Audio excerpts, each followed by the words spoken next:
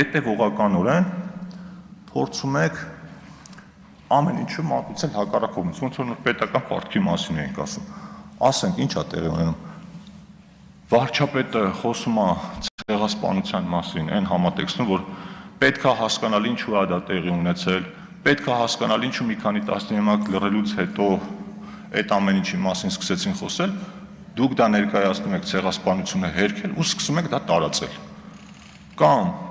խոսում են առանձին հոգևորականների մասին, դուք դա ներկայացնում եք եկեղեցու դեմ պայքար, սկսում եք դրա մասին խոսել։ Այնպիսի տպավորություն է, որ դուք մտածում եք, որ մեր ժողովուրդը անմեղ սունակ է, այսինքն դուք ինչ մատուցեք, իրենք այդ ամեն ինչին պիտի հավատան։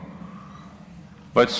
ի զարմանս ձեզ, այդպես չի, մարդիկ ամեն ինչ շատ լավ հասկանում են ու վերջում մի քիչ էլ էս ամենաթարմ թեմաներից էս ինչ ազգայնացնում եք, որ տակ թուրքերին այն ինչ էսպես եք անում ազգային արժանապատվություն եւ այլն։ Հարգելի գործընկերներ, ես ուզում եմ փորձել հիշել, թե 2014 թվականին, երբ Ռուսաստանում ձերբակալվեց հայ գործարար, բարերար Լևոն Հայրապետյանը, ձեզանից որ մեկը մի բառ ասեց, հատուկ ման եմ եկել, ուրեմն մի թեթև այդ մասին խոսել է